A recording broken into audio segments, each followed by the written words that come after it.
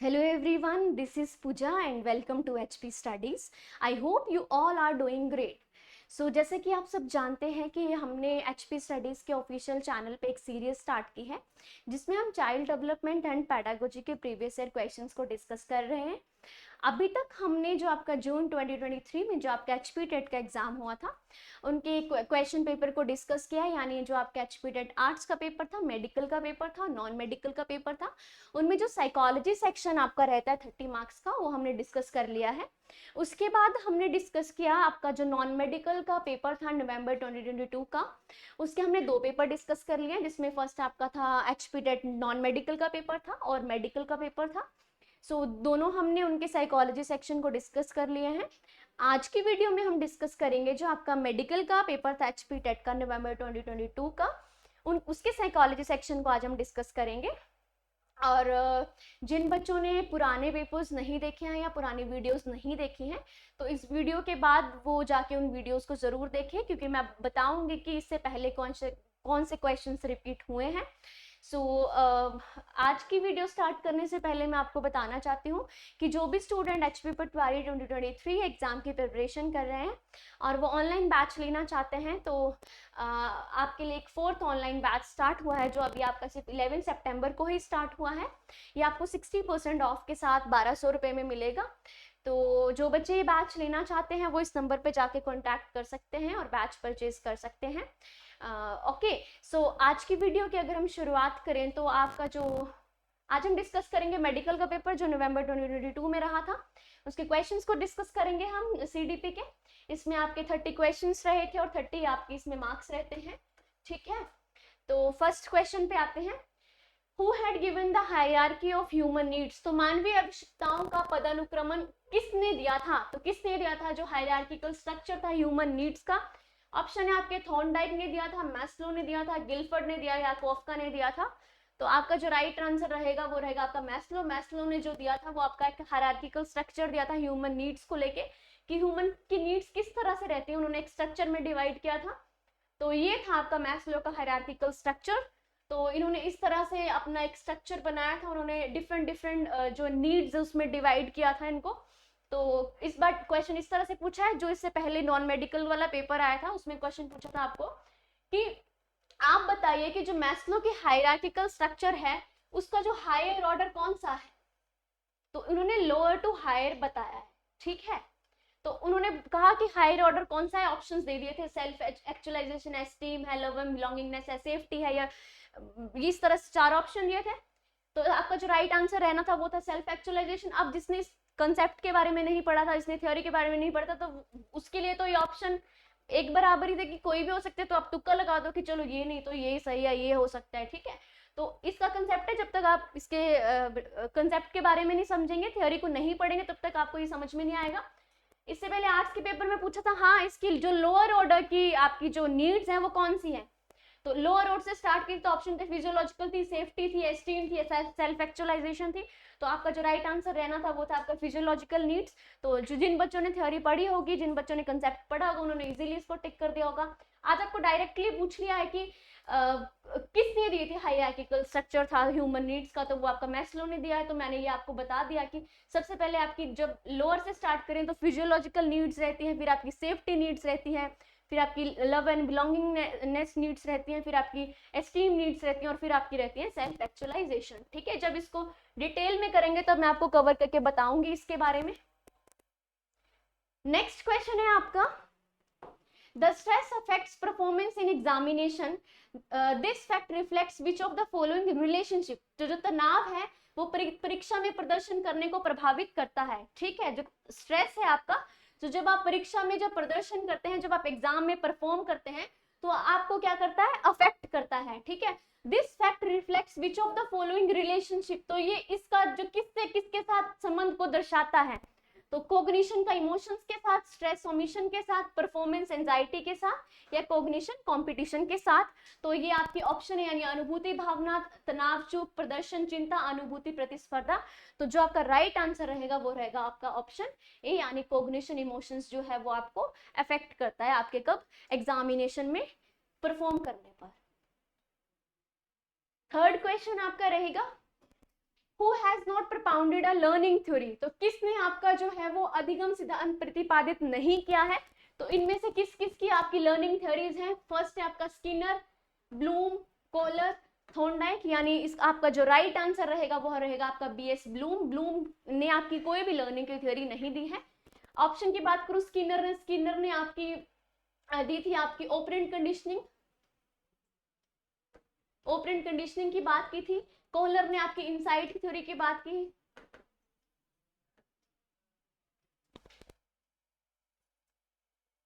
Insight theory की बात की थी, और थॉर्नडाइक ने आपकी बात की थी ट्रायल एंड एरर थ्योरी की।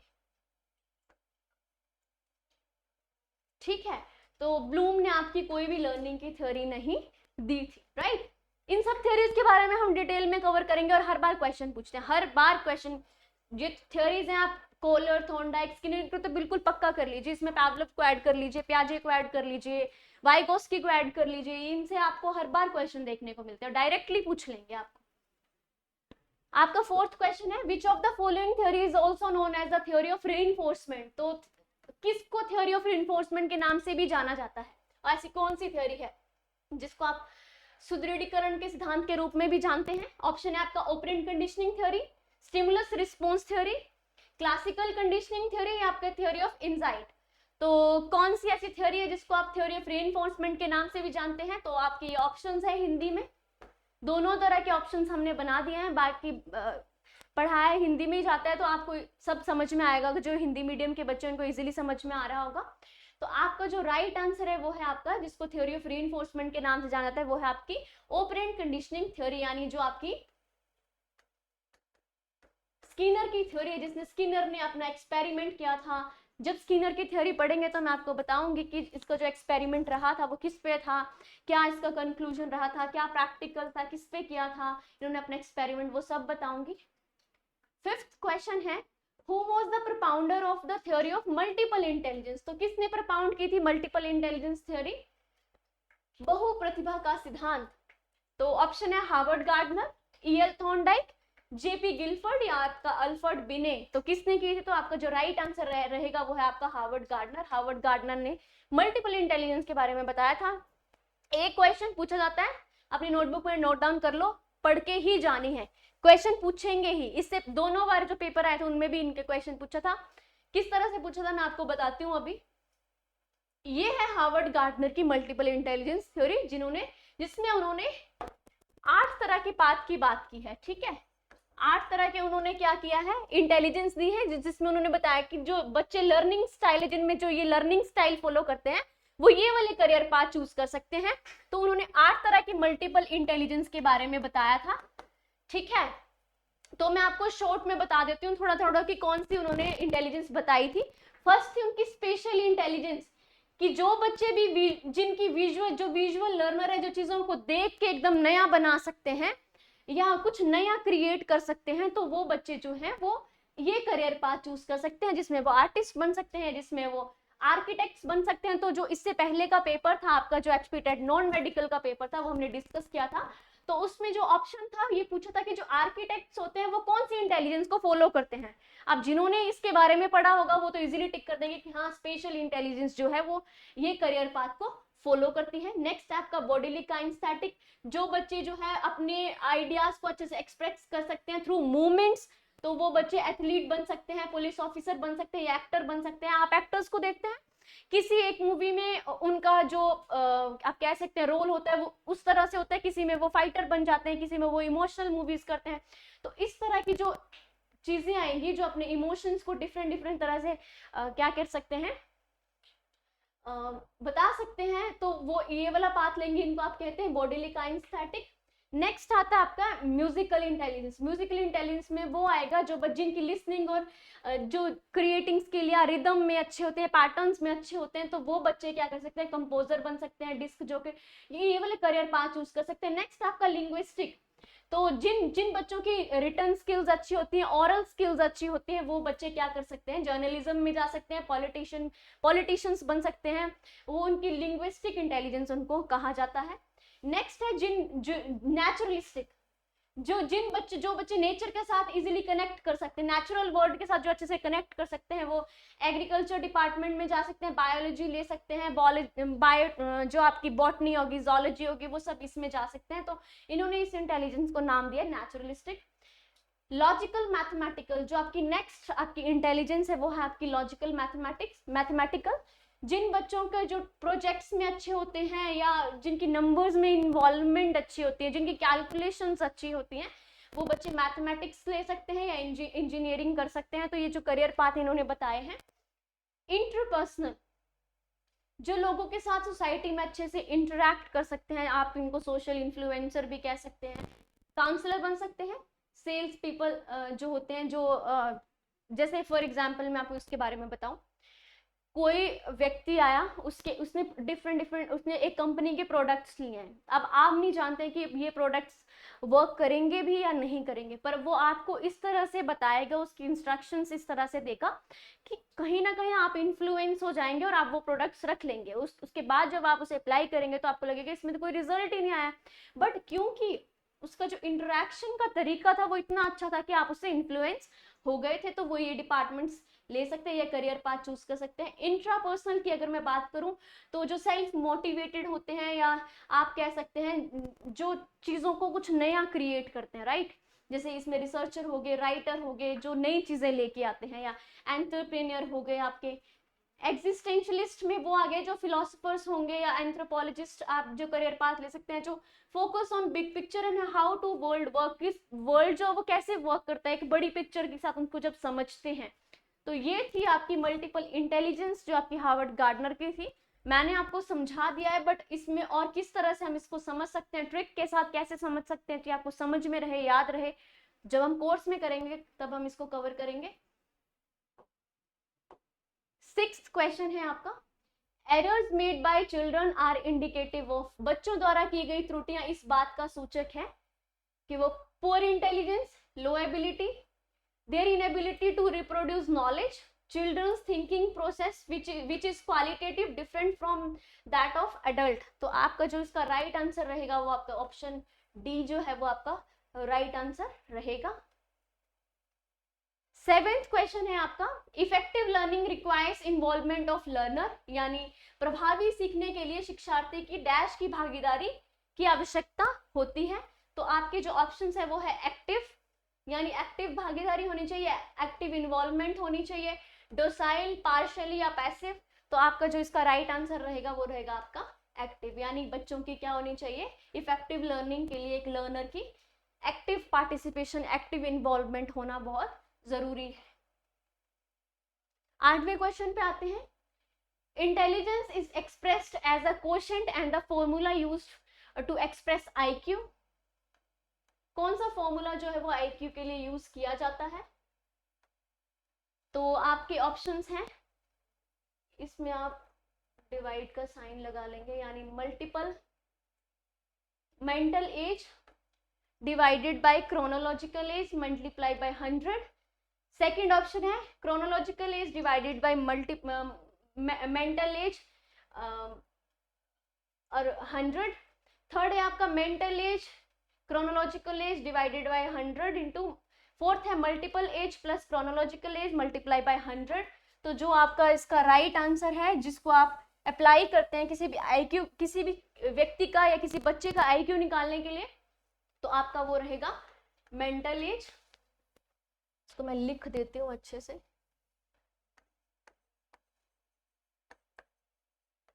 Mental age, chronological as, chronological age multiply by 100। ठीक है, तो ये इसका राइट फॉर्मूला रहेगा।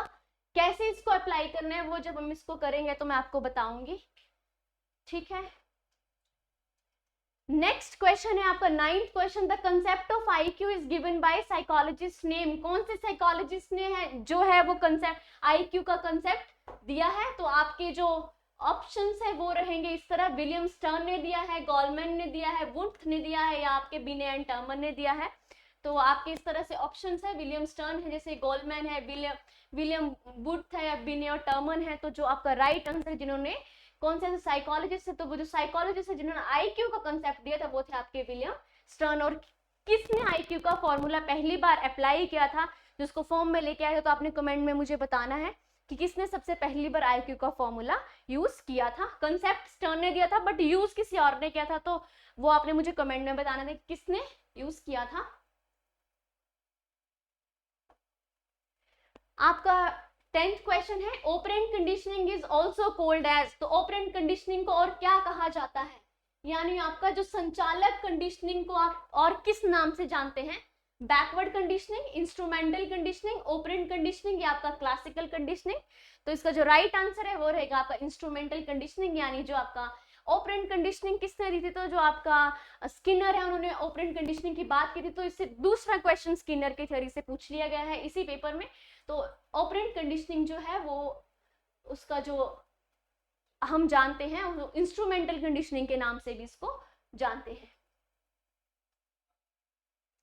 11th क्वेश्चन है, Freud emphasize the role of dash in shaping, तो जो फ्राइड ने आकार का रूप देने की बात की है वो किस पर जोर दिया है, फ्री विल पर, ग्रुप इन्फ्लुएंस पर, अनकॉन्शियस डिजायर पर या हार्मोन्स पर। तो जो आपका राइट आंसर रहेगा वो रहेगा आपका अनकॉन्शियस डिजायर।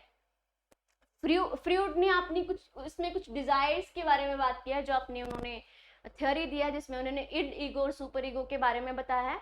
पहले पेपर में डायरेक्टली क्वेश्चन पूछा था इनमें से कौन सी जो है किसी व्यक्ति की डिजायर नहीं है अकॉर्डिंग टू फ्रूड, तो उनमें डिवाइड ऑप्शंस दिए थे, कॉन्शियस, अनकॉन्शियस, सुपर कॉन्शियस, इस तरह से डिवाइड किया था। तो इस तरह से क्वेश्चंस पूछते हैं, एक बार आपको कंसेप्ट क्लियर होना चाहिए ताकि आप इजीली फिर पेपर को सॉल्व कर पाए। According to Piaget's stages of cognitive development, the sensory motor stage is associated with, तो जो आपकी प्याजे की स्टेजेस हैं, प्याजेस की जो प्याजे ने जो कॉग्निटिव डेवलपमेंट की थ्योरी दी थी उसकी जो स्टेजेस है जिसमें उन्होंने 4 तरह के स्टेजेस के बारे में वो बात करते हैं, तो उनमें से कौन सी ऐसी स्टेज है जो सेंसरी मोटर के साथ जुड़ी हुई है, यानी कौन सी इसकी कैरेक्टरिस्टिक्स है जो सेंसरी मोटर स्टेज के साथ जुड़ी हुई है। तो ऑप्शन में देखते हैं, ability to solve problems in logical fashion, sensory motor के साथ जुड़ी है। सेंसरी मोटर की आपको एज का 0 to 2 ईयर के बच्चे के हिसाब से आंसर रहेगा इसका। Ability to interpret and analyse options, तो वो बिल्कुल भी ऑप्शन को एनालाइज नहीं कर पाएगा, वो प्रॉब्लम का लॉजिकल सॉल्यूशन नहीं दे पाएगा। कंसर्न अबाउट सोशल इश्यूज, 2 साल तक का बच्चा क्या सोशली इश्यूज पे कंसर्न करेगा, तो ये भी गलत हो जाएगा, ये भी गलत हो जाएगा, ये भी गलत हो जाएगा। डी जो आपका रहेगा imitation, memory and mental representation, तो बिल्कुल जो आपका डी आंसर रहेगा वो बिल्कुल ठीक रहेगा। 13th क्वेश्चन है आपका, which of the following will foster creativity among learner, तो ये क्वेश्चन रिपीट हुआ है 2023 जून में भी, डायरेक्टली सेम क्वेश्चन पूछा गया था। ठीक है, अभी तक के क्वेश्चन जो हमने डिस्कस कर लिए हैं वो हमारे मॉडरेट टू टफ की तरफ, आप कह सकते हैं मॉडरेट टू हाई की तरफ जाते हैं। डायरेक्टली कोई क्वेश्चन नहीं पूछा है, एक क्वेश्चन पूछा है जो आपका मैस्लो वाला पूछा है कि ये जो हायरार्की की जो थ्योरी है, कंसेप्ट है, ये किसने दिया है, तो जिसने पढ़ा होगा वो भी उसका आंसर करेगा। डायरेक्टली क्वेश्चन नहीं पूछे गए हैं, आपको सारे कंसेप्ट बेस्ड और आप कह सकते हैं स्टेटमेंट में रखे हैं कि हाँ जैसे ये क्वेश्चन हो गया आपका 12th क्वेश्चन जिस तरह से पूछा कि जिन्होंने सेंसरी मोटर स्टेज के बारे में पढ़ा होगा, जिसको पता होगा कि सेंसरी मोटर जो स्टेज है वो कौन सी एज पे बच्चा आता है जो उस स्टेज पे, तो आप तभी इसको सॉल्व कर पाएंगे, अदरवाइज आप इसे सॉल्व नहीं कर पाएंगे। क्वेश्चन पे आते हैं हम, which of the following will foster creativity among learners, तो ऑप्शंस है आपका teaching the students the practical values of good education, ये बच्चे में क्रिएटिविटी लेके आएगा। Providing opportunities to question to every learner, हो सकता है बच्चों को जब आप प्रोवाइड करेंगे अपॉर्चुनिटी देंगे कि वो क्वेश्चन पूछे तो बच्चा में क्या होगा, एक लर्निंग को एक वो क्या मिलेगा, उसको बढ़ावा मिलेगा। सी ऑप्शन है emphasizing achievement goals from the beginning of school life, तो बच्चों की बिगनिंग लाइफ से आप बच्चों की क्या कर सकते हैं, उनके उद्देश्यों पे बल देना, मतलब एक तरह से वो क्रिएटिविटी को नहीं बढ़ावा देगा। Coaching students for good marks in examination, ये तो बिल्कुल ही गलत हो जाएगा कि बच्चों को आप कोचिंग देंगे कि बच्चे गुड मार्क्स लेके आए, ये क्रिएटिविटी बिल्कुल भी आप क्रिएटिविटी को नहीं बढ़ा सकते हैं, तो इसका जो राइट आंसर रहेगा वो आपका रहेगा ऑप्शन बी। यानी जब बच्चों को आप मौका देंगे कि वो क्लास में क्वेश्चंस करें, तो जब बच्चे आपसे क्वेश्चन पूछेंगे, टीचर से क्वेश्चन पूछेंगे, तो जब आप उनके आंसर्स देंगे तो वो बच्चों में एक क्रिएटिविटी आएगी कि नेक्स्ट क्लास में या नेक्स्ट चैप्टर में हमने फिर से क्वेश्चंस पूछे हैं। तो वो एक जो आप कह सकते हैं कि बच्चे के दिमाग में एक वो बन जाएगा कि हाँ क्वेश्चंस, एक क्वेश्चन बनाने की उसमें एक वो आ जाएगी, थिंकिंग आ जाएगी। 14th क्वेश्चन है linear programming model who was developed by. तो जो आपका लीनियर प्रोग्रामिंग मॉडल है वो किसने डेवलप किया था? तो आपके ऑप्शंस है थॉर्नडाइक ने, क्राउडर ने, स्किनर ने या पावलव ने। तो किसने किया था? तो आपका जो राइट आंसर रहेगा वो रहेगा आपका स्किनर ने। स्किनर ने आपका जो लीनियर प्रोग्रामिंग मॉडल था, मैं आपको थोड़ा सा अगर इसके बारे में बता दूं तो लीनियर प्रोग्रामिंग मॉडल क्या होता है, जिसमें हम बच्चों को फ्रेम्स में क्वेश्चंस देते हैं। फ्रेम्स में जैसे फर्स्ट फ्रेम बना के देंगे या बनाने को देंगे, जिसमें बच्चा क्वेश्चन करके आएगा, आप उससे क्वेश्चन पूछेंगे और सेकंड फ्रेम में उसका आंसर होगा। अगर बच्चे ने क्वेश्चन गलत दिया आंसर, तो वो डायरेक्टली फिर से पीछे वाली फ्रेम में वापस चला जाएगा। तो इस तरह से ये फ्रेम्स में वर्क करता है। इस तरह से फ्रेम्स बनी रहेंगी, जुड़ी रहेंगी एक दूसरे के साथ। तो इसमें क्वेश्चन होगा, इसमें आंसर होगा, इस तरह से एक्सप्लेनेशन दी होगी, फिर नेक्स्ट क्वेश्चन आएगा। इस तरह से लीनियर प्रोग्रामिंग मॉडल काम करता है। तो ये आपका स्किनर ने दिया था। 15th क्वेश्चन है आपका a creative learner refers to one who is. तो जो आपका एक रचनात्मक छात्र है वो किसको संदर्भित करता है? तो आपके ऑप्शंस रहेंगे वो है very talented in drawing and painting. तो क्या आप कह सकते हैं कि जो क्रिएटिव लर्नर है वो टैलेंटेड ड्राइंग और पेंटिंग में टैलेंटेड होना चाहिए? हाईली इंटेलिजेंट, क्या आप हाईली, जो बच्चे बहुत ही ज्यादा इंटेलिजेंट है, क्या आप उन्हें क्रिएटिविटी में, क्रिएटिव स्टूडेंट्स में रखेंगे? Capable of scoring consistently good marks in test.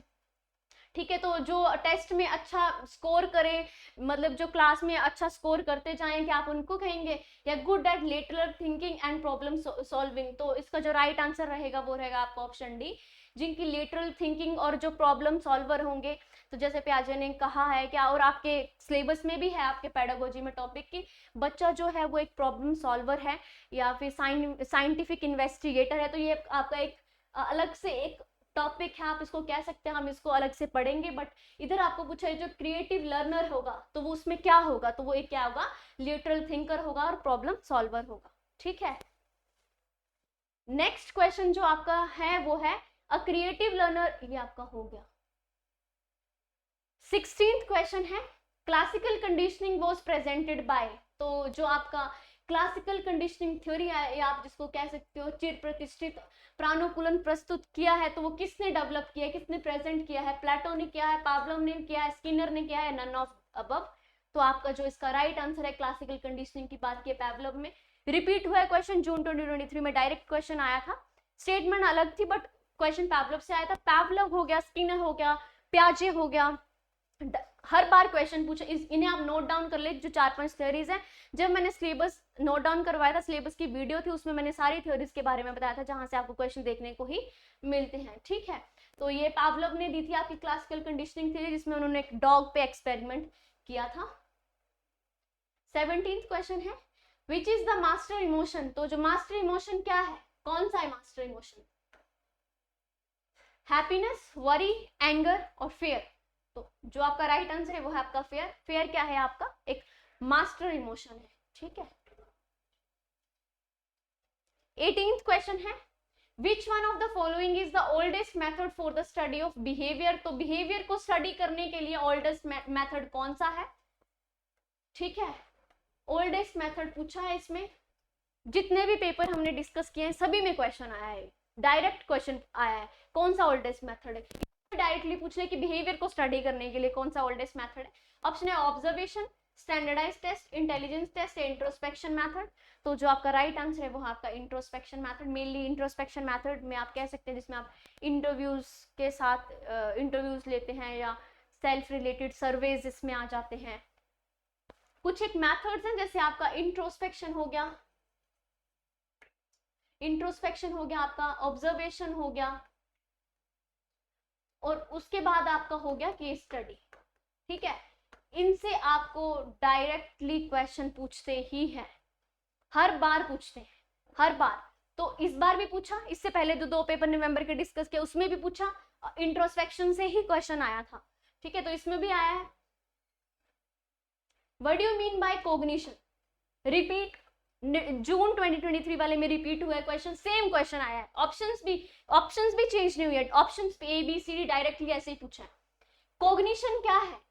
तो act of knowing and perceiving, act of doing something, act of working, या बोथ B and C। तो क्या है कॉग्निशन? आप जिसको संज्ञान कहते हैं या अनुभूति कहते हैं, यहाँ पे आपको संज्ञान भी लिखा हुआ मिल सकता है, तो आपने कंफ्यूज नहीं होना है। तो आपका जो राइट आंसर है वो है A, यानी act of knowing and perceiving. जब हम किसी चीज के बारे में जानते हैं या हम किसी चीज को परसीव करते हैं तो वो क्या, जब हम उस चीज को समझने की कोशिश करते हैं तो उसको हम क्या कहते हैं, कॉग्निशन, ठीक है।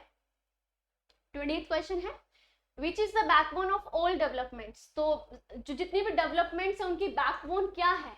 Emotions, body, brain, all of the above.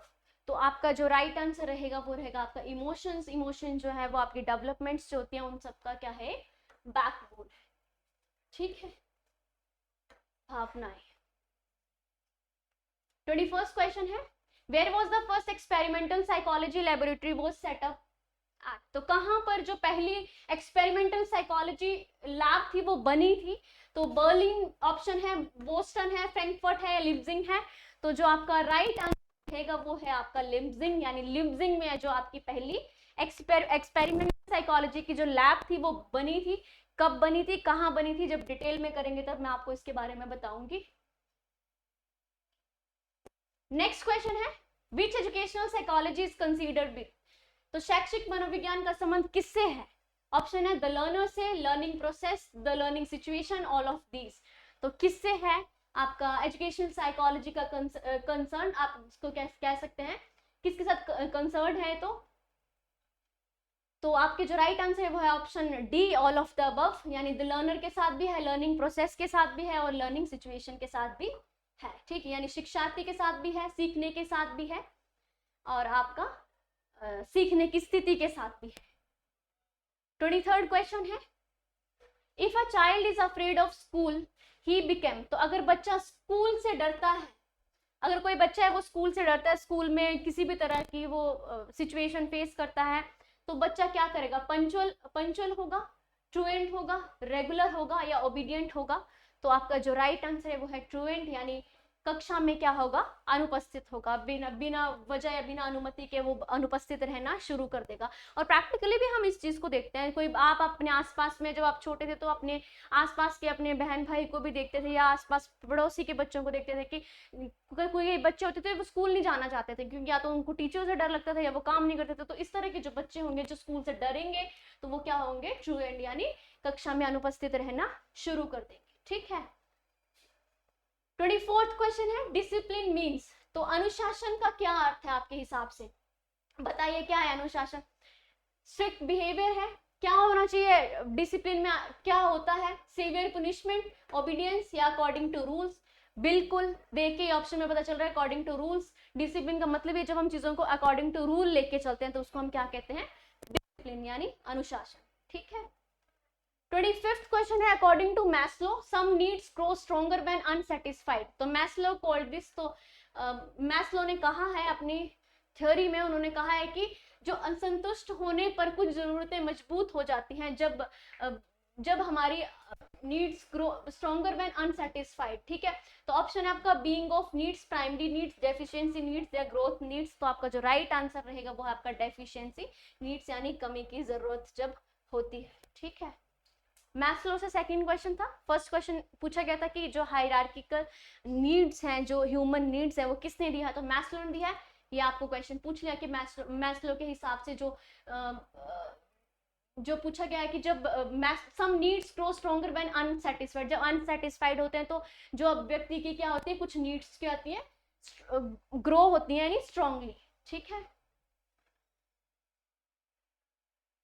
26 question है, psychology is defined as scientific study of. जो मनोविज्ञान है वो वैज्ञानिक अध्ययन के रूप में परिभाषित किया है, किसने कैसे किया और किस पे किया है? तो people and things ties, emotions and beliefs पे, परसेप्शन एंड रिलीजन या माइंड एंड बिहेवियर पे। तो राइट आंसर रहेगा आपका माइंड एंड बिहेवियर पे। किसकी एक साइकोलॉजी किसकी एक साइंटिफिक स्टडी है आपने बताना है। तो इसका जो राइट आंसर है माइंड एंड बिहेवियर। जो साइकोलॉजी है वो स्टडी करती है आपके माइंड और बिहेवियर पे। 27th क्वेश्चन है, emotions are the backbone of the development, do you agree? जो आपकी भावनाएं हैं वो सभी विकास की रीढ़ है। क्वेश्चन डायरेक्टली रिपीट हुआ है इसी क्वेश्चन में, ठीक है। इससे पहले पूछा था आपको कि जो डेवलपमेंट की बैकबोन है वो आप किसको कहते हैं, ठीक है। तो इस ऑप्शन में थे इमोशंस थे आपका, और भी कई चीजें थी, फियर थे, कुछ और चीजें दी थी। तो इसमें डायरेक्टली पूछा है कि जो इमोशंस हैं वो आपकी डेवलपमेंट की बैकबोन है। Yes, no, can't say, not sure. तो आपका जो राइट आंसर है वो रहेगा आपका यस, कि हाँ बिल्कुल इमोशंस जो है वो डेवलपमेंट की बैकबोन है, ठीक है।